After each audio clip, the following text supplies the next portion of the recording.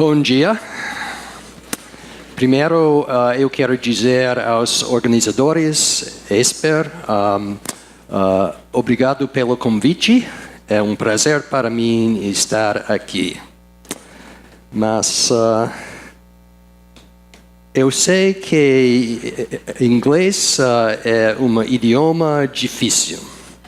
Mas também eu sei que o meu português é muito mau. Sim, o meu sotaque e gramática é ruim. Então eu vou falar em inglês, desculpe. Mas a maioria minhas slides são em português. So, today and for this course, we're talking about a viral disease that is a major health problem. And so my lecture is going to be really on how the adaptive immune system is able to recognize and do something about a viral infection. So when a virus enters a host and is in the extracellular space, there are defenses like antibodies which can attempt to neutralize and prevent the virus from infecting cells. But once a virus actually enters a cell and takes over the biosynthetic machinery here, these kinds of defenses cannot clear the virally infected cell. They may be able to neutralize antibody that is released, but the host is confronted with a problem that it has little viral factories that are continuing to continue the viral infection. And in this situation, as I think most people know, the major adaptive immune response that is responsible for dealing with this is the CD8 T cell. The job of this cell is to recognize that we have virally infected cells and selectively eliminate these so that the body gets rid of the viral factory. And we want to do that without affecting the normal cells. Now, this kind of process we know is important for HIV. For one, HIV is a viral disease, and so we know that it's important, and there are a variety of lines of evidence that show this. So there is considerable evidence that the control of viremia in HIV correlates with the presence of CD8 T cell responses. And there's a genetic linkage that's been shown that this influences the evolution of the disease, and I will describe that a little bit more a little bit later.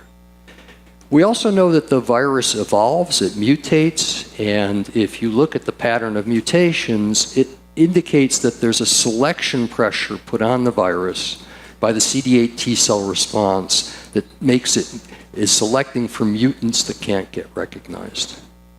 And I think this is also important for HIV because there are a number of other comorbidities that are viral infections that this kind of pathway is involved in detecting and trying to eliminate. So the biology that we're looking at is illustrated here. This is a virally infected cell. This is a CD8 T cell.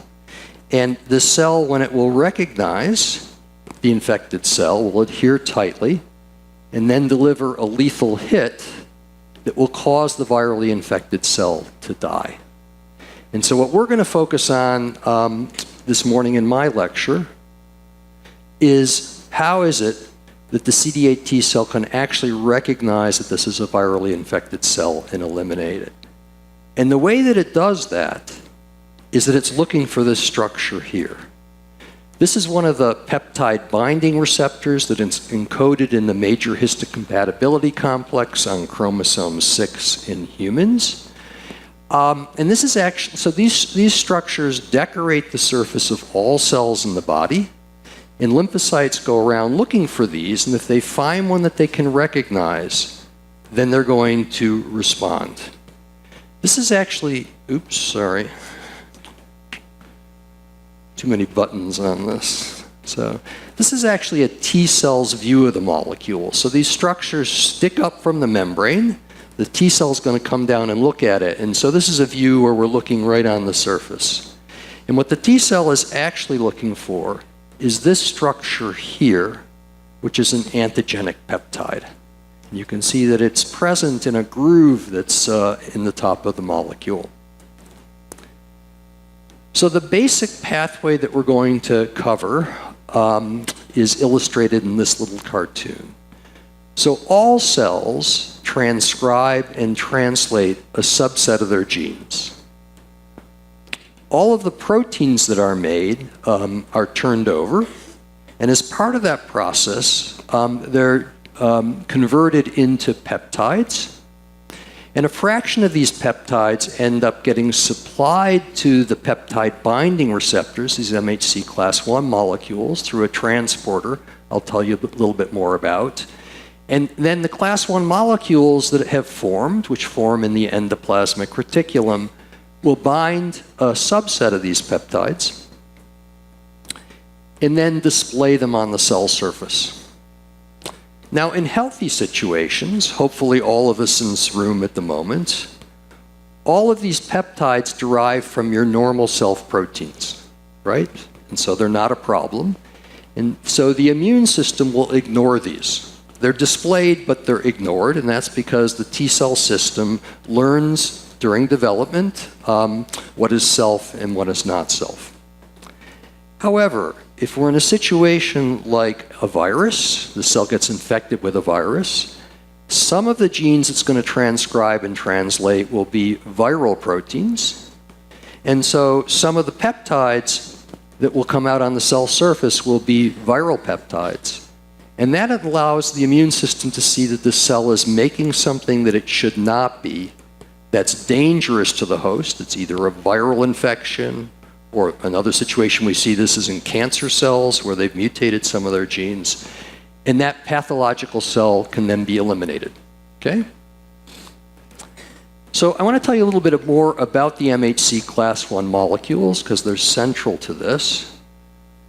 This is a little cartoon of what the molecule looks like, and just to orient you, this is the outside of the cell, this is the inside of the cell, and this is the plasma membrane. And what you can see is this Class I molecule is a heterodimeric protein. It's got two different chains. One is a larger one that's transmembrane, and since it's larger, it's called the heavy chain. It migrates faster on gels. And the second chain is non-transmembrane, and that's known as the light chain because it's smaller, and another name is beta-2 microglobulin. So this is the Class I molecule. And on this side here, this is the same molecule, but actually showing what the crystal structure looks like. This is the alpha carbon backbone.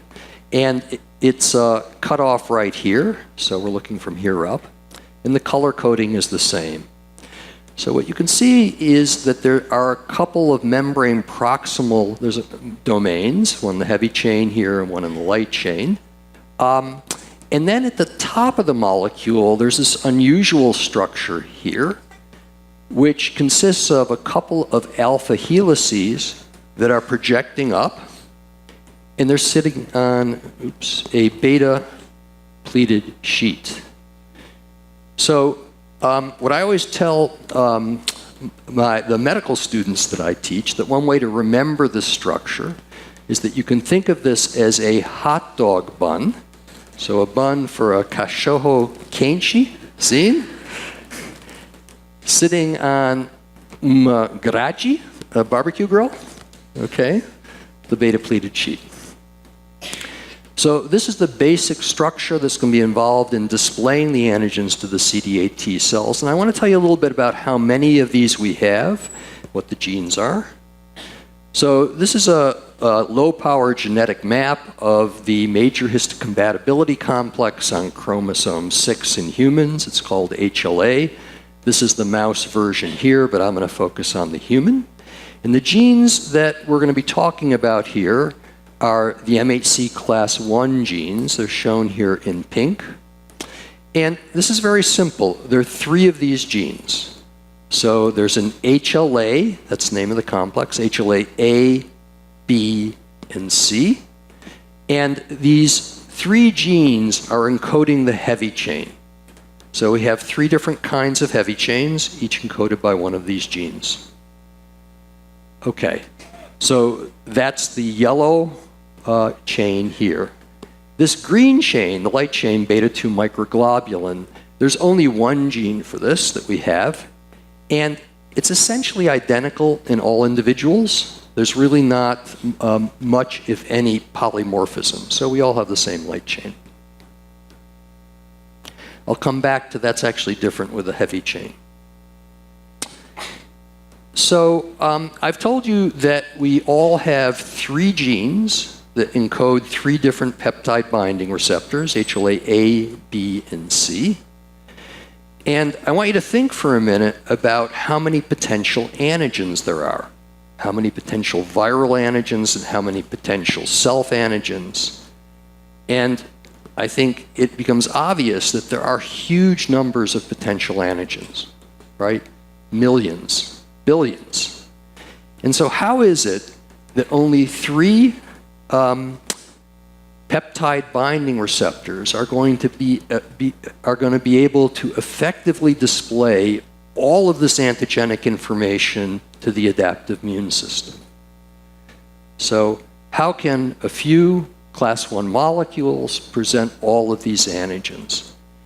And part of the answer to that is based on something that I've already shown you. And so these are 2 views of the MHC Class I molecule from the T cell's point of view. And I described to you that the T cell is particularly interested in the antigenic peptide. Here you can see it in just with the alpha carbon backbone. We have the hot dog buns sticking up. There's the hot dog. Okay, kashoho kenchi. And so part of the reason that the system is able to display so much information is that it's not trying to bind the whole protein. It's binding small fragments. So you might ask, well, how does that help? And I'm going to illustrate that in the next slide here. So this is the basic structure of a peptide. This happens to be a dipeptide, 2 amino acids linked through an amide bond. And this would be too small to be presented on a Class I molecule, but it will allow me to make the points I would like to. So we have amino acids that are linked via an amide bond. And if you think about a peptide or a protein, it's made up of multiple amino acids. And the only thing that really differs amino acid to amino acid is the side chain, right? If this is a hydrogen, it's a glycine. If it's a methyl group, it's an alanine, etc. But the rest of the peptide structure is identical regardless of the particular amino acid. They all have a free N terminus, they all have a free carboxy terminus, and you have a carbon-carbon, nitrogen-carbon, etc. So you could imagine if you designed a receptor that was only going to look at the common parts of every amino acid, the terminus, the main chain atoms here, that if you could design a receptor to do that, you could bind all peptides, right? It doesn't matter what the side chains are. And so to a first approximation, that's what nature attempted to do when the system evolved. The problem that it had was it couldn't quite get enough affinity to stably bind those peptides by just focusing what was present here in the green box. It had to hold on to a couple of side chains to get a sufficient affinity. And so the peptides that bind to an MHC Class I molecule, they tend to be 9 residues in length, somewhere 8 to 10, depending on the Class I molecule. And so the groove, the hot dog bun, binds a lot of the common features of the peptide, but it will also bind typically 2 of the side chains in a particular position, such as in the 2nd position and the 9th position. And so those residues will be relatively fixed. There may only be 1 or 2 amino acid side chains that can bind there. So we fix those, but that means that the remainder of the 7 positions here can be any of the amino acids, any of the 20 amino acids. And so what that means is that a single class I molecule, if it's going to fix the residues it will accept in a couple of positions, but allow all of these other positions to vary, that the number of peptides that that class I molecule can bind is very large. If you do the math, it's a factorial. Okay, can't bind all peptides, but it can bind many of them. Now, since you have 3 different class I molecules, each one of those has pockets for different amino acids. And so that means that the HLA-A molecule will bind different peptides than the HLA-B. So it will bind a lot, not all. B will bind a lot, but not all, but different ones from A. And the same thing for C. And so using this system with a very limited number of receptors, the system is able to cover the universe of antigens, not completely, but a lot of them. Now, it turns out that these heavy chains that encode these peptide binding receptors are highly polymorphic in the species. And so for the MHC Class I molecules, there have now been identified more than 10,000 alleles. These are different versions of the same gene within our species. So that means that my MHC Class I molecules are probably different than yours, or most of them, and yours are going to be different than your neighbors. Now, with that being said, in certain populations that are related, so in Caucasians, in North America, certain alleles are a bit more frequent than others, but there's still a huge amount of polymorphism. So if there are different sequences that are going to code different amino acids, where are the polymorphic residues located? And so we'll come back to this little diagram. This again is the T cells view. You should recognize this now. You have the hot dog bun, the barbecue grill here. In each one of these residues that's colored in red is one that is highly variable within the population. Okay? And so you can see them here, up on the hot dog bun, down on the grill. In the space, in the little cartoon here, they're in this area here. Okay. So I want you to think about if we vary the residues in these locations, which means we're going to be changing the molecular surface, the molecular contours, what are these residues, what are these changes going to affect? And it's clearly going to affect things that like to interact with that molecular surface, right? Because if the surface looks different, it's going to change the molecular interactions. So what is it that binds here? So what have we talked about?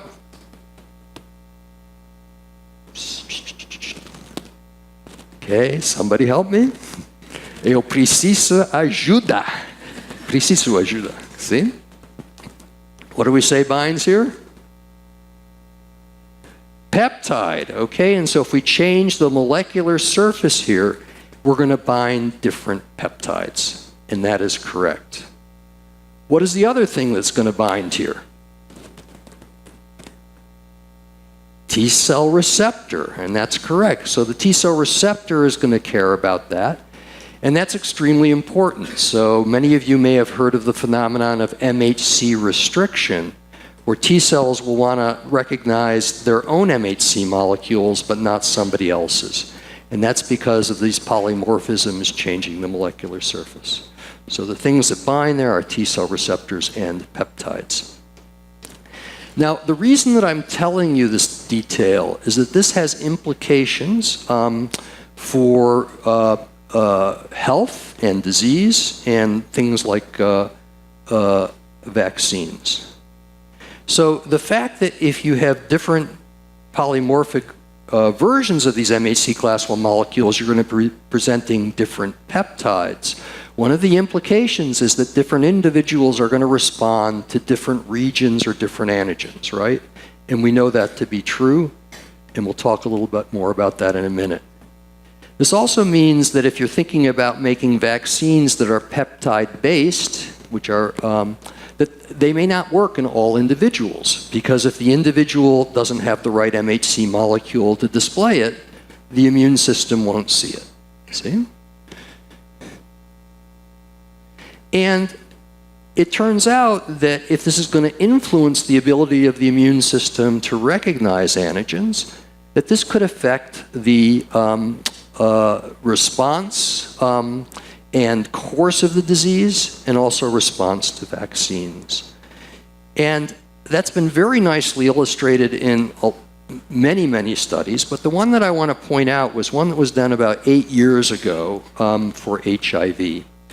And so one of the things that we know about HIV, that there are a select set of individuals that get infected with the virus, and we know they're infected, but they never develop AIDS. They never develop the immunodeficiency. And it seems what they're able to do is to control the viral infection, keep it at very low levels, and so the viral infection is kept in check. And so there was a lot of interest in trying to understand what was unique about the individuals that could control the virus, where the vast majority of people could not. Their immune system would eventually go into AIDS. And so there was a study that was done where a large number of people were analyzed for the presence of different gene variants. Look, this is a SNP analysis, looking for single nucleotide polymorphisms. And the results in the study are shown here. So these are all the SNPs that were looked at on all of the various chromosomes, and looking at their frequency in these patients that could control our virus that we call elite controllers. And what you can see is that there was a single set of genes, a single genetic locus, that highly correlated with the ability of these individuals to control the disease. And you can see here that that's sitting on chromosome 6. And chromosome 6 is something that I've already mentioned. And what it turned out what these genes were particular alleles of MHC Class I molecules. So the principal determinant, genetic determinant, of the control of HIV are these MHC Class I polymorphisms. And that tells you that this system is really critical for host defense against HIV, among other data. Now, I'll point out just so that you know, there is, given this, you might predict that there are many other important aspects of this allelic polymorphism in MHC, and that's true. This is very important for transplant rejection. So for those of you that might be involved in that sort of thing, we try to match the MHC between a transplant and a patient. And so you need to know about it for that. And the other situation where this is very important is that all autoimmune diseases have a genetic component. It's not the only thing, but genes are quite important. And if you look at the genes that are the most important ones, that most strongly influence susceptibility to autoimmune disease, in every autoimmune disease, it's MHC molecules, the polymorphisms. So either MHC1, or we're not talking about today, their relatives, MHC2. So I just want to summarize the key points I've been trying to tell you so far. So the MHC Class I molecules have this groove, the hot dog bun, where they combine peptides. The peptides are bound according to their common features, as well as a couple of side chains. This permits a single molecule to bind a large number of peptides, but not all. And the polymorphisms in our species within these molecules means that different individuals will bind different sets of peptides. And all of this information is important for HIV and other viral diseases. Okay. So we've talked thus far about this peptide binding receptor, right? So one of the next things we have to talk about is how are the peptides generated? Because the body, cells, transcribe and translate proteins as proteins. They don't come off as peptides. And that means that the system needs to be able to break down those proteins into peptides for the immune system to be able to use them. And so we're going to talk about generating peptides for presentation on Class I molecules. And it turned out that when the immune system evolved, the adaptive immune system evolved, which occurred fairly late in evolution, so we only see this appearing in vertebrates, in jawed vertebrates. When the system decided to design a peptide display system, it looked around and it found that there were already systems in cells that broke down proteins into peptides and later into amino acids. And so instead of trying to reinvent the wheel, the immune system decided to use these pre-existing phylogenetically older systems as a source of peptides. And so the way that proteins in the body are turned over, many of them, those that are in the cytosol and nucleus, all of them are turned over. As intermediates, peptides are generated. These are later broken down to amino acids that allow you to synthesize new proteins, or you can use them for energy. And the pathway that's responsible for breaking down these proteins is the ubiquitin proteasome system. Now, the proteasome, which I've illustrated here, is a large particulate protease that's present in the cytosol and nucleus of all nucleated cells. It's a barrel-shaped protease, and this has been cut in half, so you can actually see the interior here, and what you can see is that there's an aqueous channel, and in the center of that channel, shown here in yellow, are active sites. So these are sites that can cleave or hydrolyze proteins. And so what happens is a protein threads down through here, it hits the active site, it's fragmented, and peptides exit. And so there's a large amount of evidence that indicate that these proteasomes are the key proteases that are needed to make the initial cleavages in proteins that generate the peptides that the immune system can then look at. Okay, is that clear? Now, when the immune system decided to use the proteasome pathway as a source of peptides, it also decided to make some changes in the structure to make it more useful to the immune system. So let me tell you about that. So this is our proteasome, this particulate protease. In mammals, it has 3 active sites, each encoded by a different subunit, beta 1, beta 2, and beta 5. And it turns out when the adaptive immune system evolved, it also evolved 3 other subunits, variants of these, that called beta 1I, beta 2I, and beta 5I, that are constitutively expressed in cells like dendritic cells and lymphocytes. And so when these get expressed, they preferentially incorporate, instead of these guys, they go in and you have a different set of active sites. So this is found in dendritic cells, but it can be induced in any cell in the body when there's some inflammation. And so cytokines like interferon gamma will turn on the transcription of these.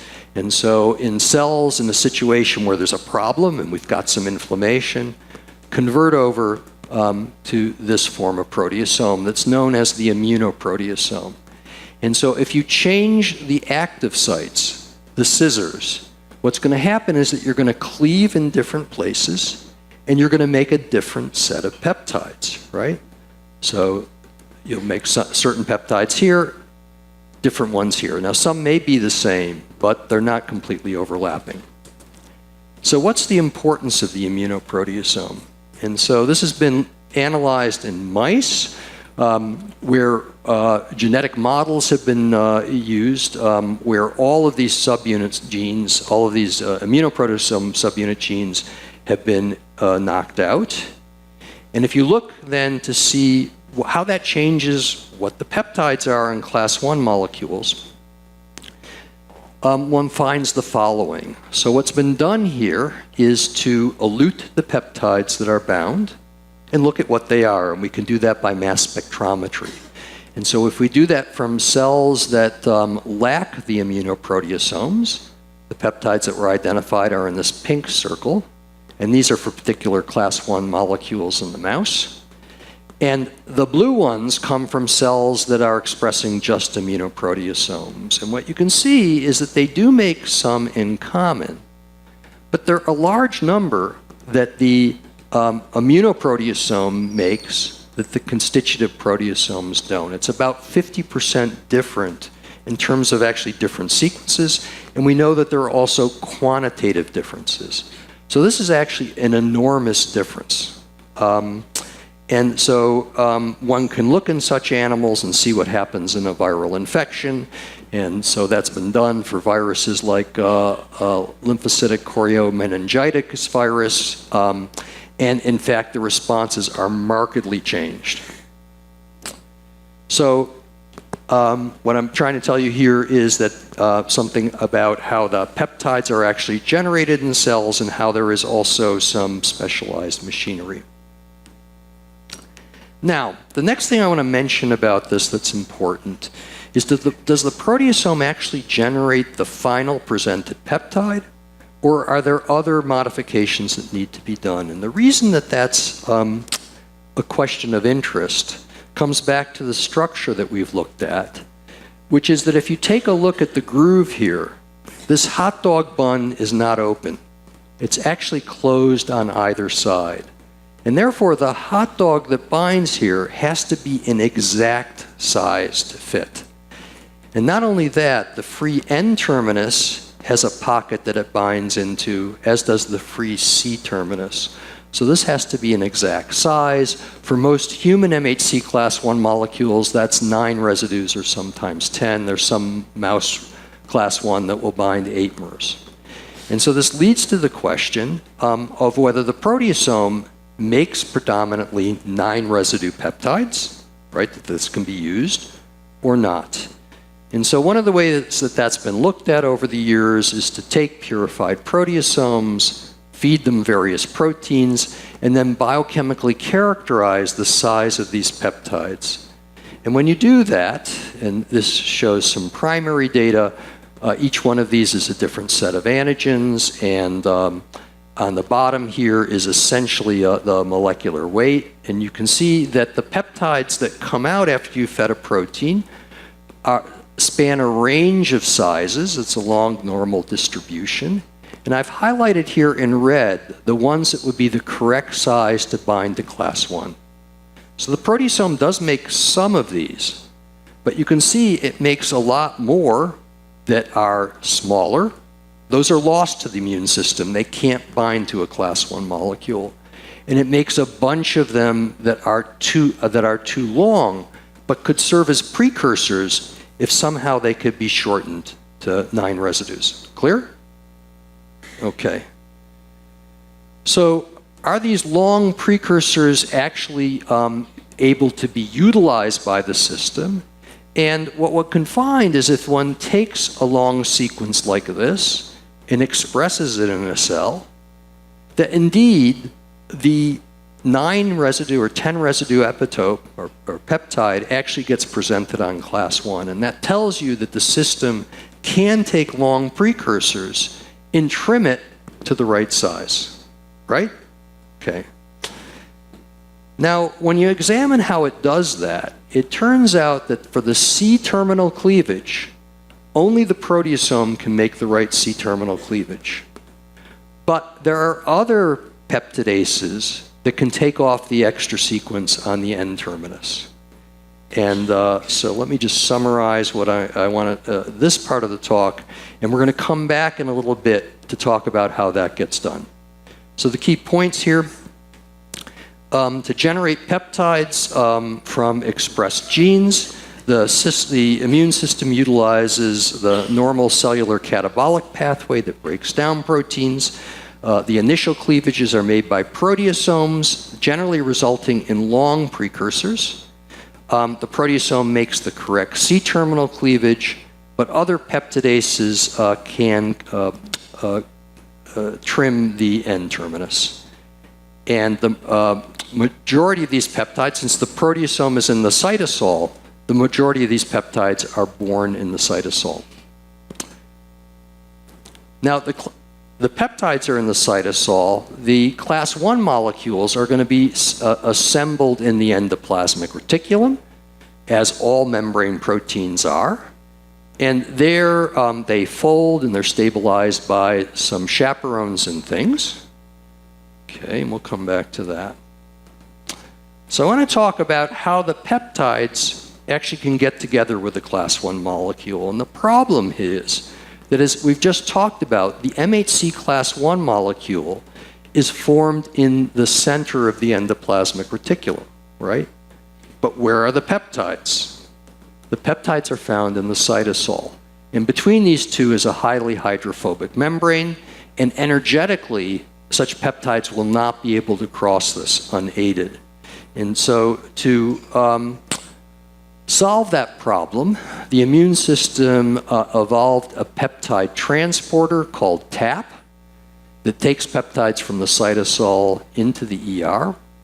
The genes for this are encoded in chromosome 6 in the major histocompatibility complex.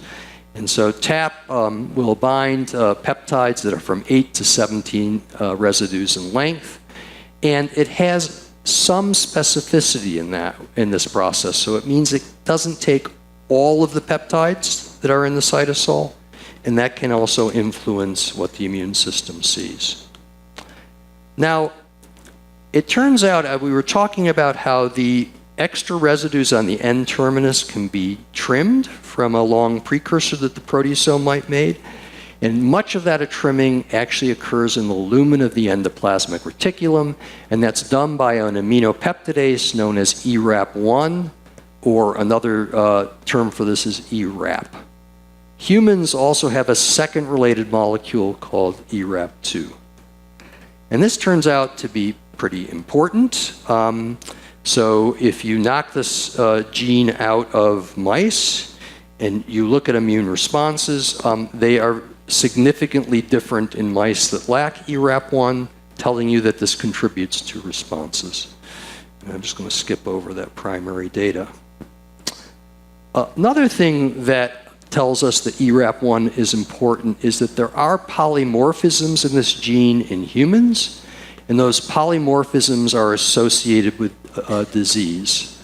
So for example, in autoimmune diseases, where I told you many genes contribute, and the strongest set of genes we said are what?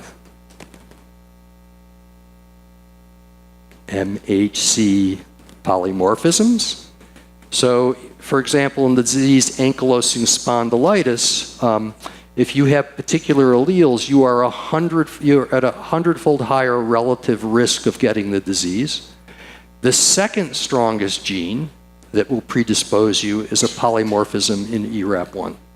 Okay. So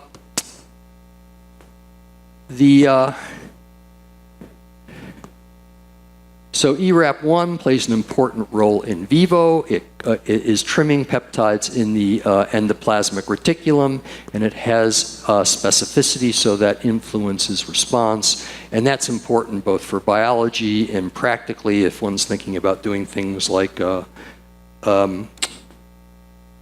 predicting epitopes. Now, it turns out that this ERAP1 is actually a very fascinating enzyme functionally and biochemically. And that's because when it's trimming these long precursors, it does so with a molecular ruler.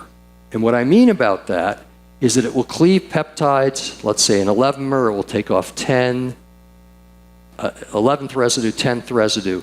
And then it slows or stops when this gets to 9 or 8. It can actually sense the length of the peptide and stop at the right size for a peptide to bind to class 1. And so it somehow has a ruler that can measure this. And over the last several years, there's been insight into how this can actually sense the length of a peptide, because no other protease we know about, particularly aminopeptidases, can do that. And so it turns out that ERAP1 shows an allosteric activation with peptides. And so if we measure the activity of its catalysis, of its active site, which we can do by adding what's essentially a dipeptide here, leucine with a fluorescence group here via an amide bond. So if this cleaves this, it releases this molecule that becomes fluorescent. And so we can monitor the activity. And it turns out if you incubate ERAP1 with peptides that are less than 7 amino acids in length, this stimulates the active site. It's an allosteric activation. And so, however, if this peptide gets 8 residues or longer, we lose this activity. And that's because this long peptide starts to compete for binding and cleavage. It competes with this recorder here. And so that tells us that the allosteric activation site is about 8 or so residues away. This shows you the structure of ERAP1. And, uh-oh, it's not going to work. Okay, now è importante. So the active site is here, and what this movie was going to show you is that this molecule, the red arm here and the other part sticking up here, has a lot of movement, and it can open and close. And when that happens, there's some reposition of some of the amino acid side chains. So this is where the active site is, and this is a tyrosine that when the molecule is open, is pointing out of the screen. This tyrosine plays an important role in making the catalytic site, and so when this is not pointed towards the catalytic site, the enzyme isn't active. But as the molecule closes, this turns in and then is in the right position, and so the closed state is the active state. And so the idea here for the molecular ruler is that when peptides are greater than 8 to 9 residues, they can hit the on switch, and their other part can hit the blades, can hit the scissors. And so it induces a closure, we get a cleavage. It induces a closure, it gets a cleavage. But once that molecule gets down to the size, it's too small to be able to hit the trigger and still hit the scissors. And so you stop trimming. And that's the basis that this system can generate peptides of the exact right size. Okay.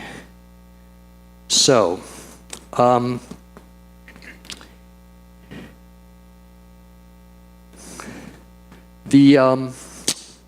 this is a summary of what I've told you, and I think to keep on time, since I've told you we don't need to go over it, I think one of the last things I want to tell you is that the system which is trying to protect us against viral infections has been co-evolving over the years with the microbes, viruses.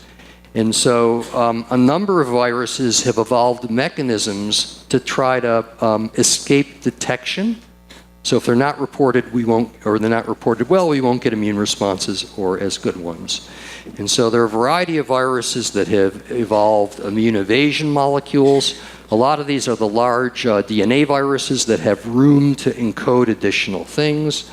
So these are a bunch of herpes family member viruses. They're ones that can block the TAP transporter, that have molecules that can block the transporter, or can eliminate the MHC Class I molecules.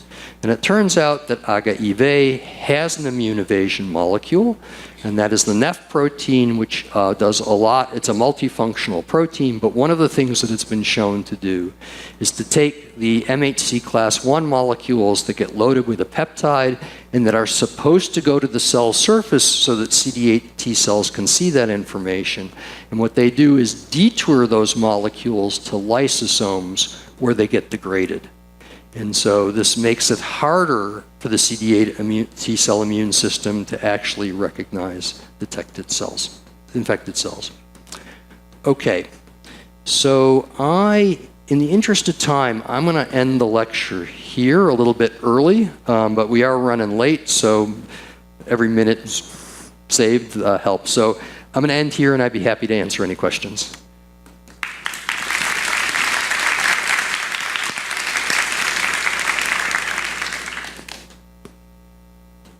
So I have a question. Por favor. You mentioned that ERAP1 polymorphisms influence development of autoimmune diseases.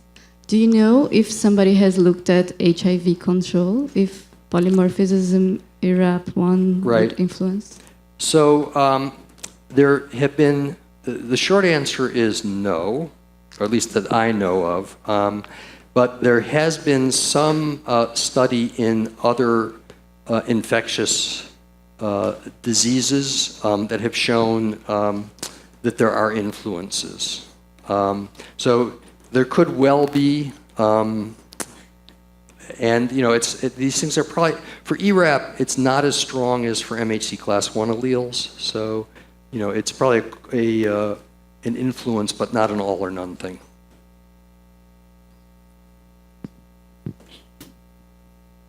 Okay.